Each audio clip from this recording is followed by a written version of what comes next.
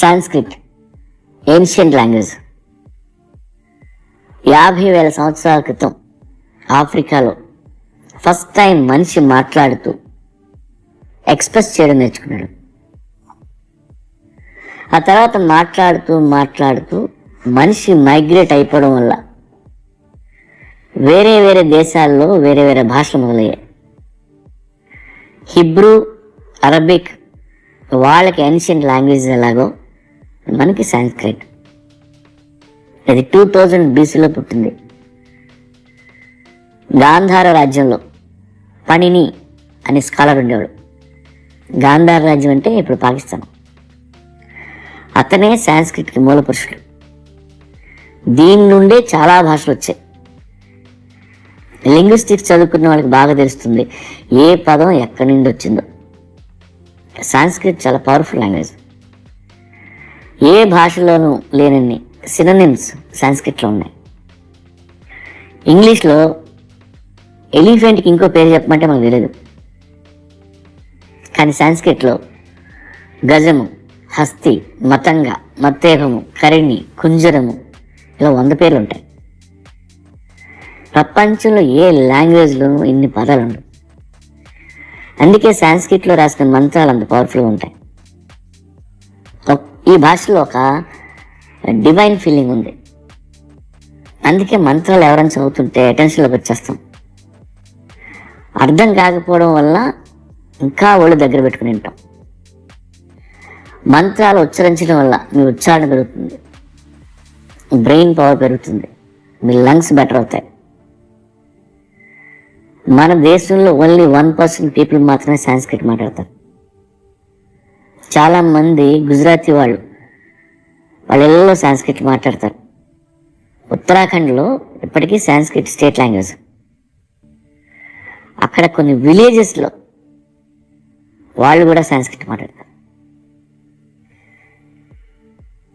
సాంస్క్రిట్లో print అయ్యే news paper ఉంది, దాని పేరు సుధర్మ. అలాగే మనందరికీ తెలుసు ఆల్ ఇండియా రేడియోలో ప్రతిరోజు సంస్కృతంలో వార్తలు చదువుతారు. అయితే పూర్తిగా సంస్కృతంలో మాట్లాడే రేడియో ఉంది, దాని పేరు దివ్యవాణి. ఫ్రీ ఇంటర్నెట్ రేడియో ట్రై చేయండి, వినొచ్చు మీరు. సంస్కృతం మన దేశాన్ని ఏకం చేస్తుంది. మీరు సాంస్క్రిట్లో మంత్రం చదవండి, అన్ని రాష్ట్రాల వాళ్ళు ఎలక్ట్ అయిపోతారు. నార్త్ ఇండియా, సౌత్ ఇండియా నిల్చొని ఉంటారు.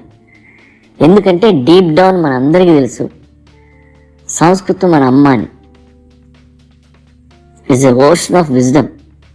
ఋగ్వేదం, సామవేదం, యజుర్వేణ వేదం, అధర్వణ వేదం, ఉపనిషత్తులు, పురాణాలు, ఇతిహాసాలు, గీత అన్నీ సంస్కృతంలో ఉన్నాయి. సాంస్క్రిట్లో ప్రతి మాట స్పష్టత. అంతేకాదు ప్రతి అక్షరంలో, ప్రతి పదంలో సంగీతంలో ఉండే రిథం ఉంది. నేను చదువుతాను, వినండి. జటాటవీ గలజ్జల ప్రవాహ పావితస్థలే గలేవలం వ్యలంబితాం భుజంగతుంగమాలికం డమడ్డమ నినాదవడ్డమర్వయం చకారచండ తాండవం తనోతున శివ శివం. చదువుతుంటే శరీరం ఉత్తేజితం అయిపోయి గూజ్ బంప్స్ వచ్చే భాష ఏదైనా ఉంటే అది సంస్కృతం. సాంస్క్రిట్ని దైవ భాష అంటారు. దైవం ఒక్కటే కాదు, ఎంతో సైన్స్ రాయబడి ఉంది భాషలో.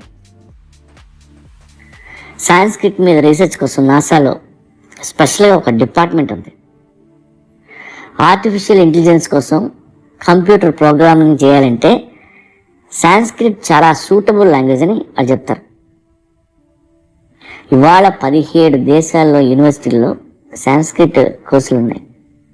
ఒక్క జర్మనీలో 14 యూనివర్సిటీలు, 1200 స్కూల్స్ ఉన్నాయి. లండన్లో జేమ్స్ జూనియర్ అనే స్కూల్ ఉంది. అక్కడైతే సాంస్క్రిట్ కంపల్సరీ, పిల్లలంతా కంపల్సరీగా నేర్చుకోవాల్సిందే. అవన్నీ క్రిస్టియన్ కంట్రీస్. అయినా సరే సాంస్క్రిట్ ఎందుకు నేర్చుకుంటున్నారు? ఎందుకంటే అపారమైన జ్ఞానం అంతా సాంస్క్రిట్లో రాయబడి ఉంది.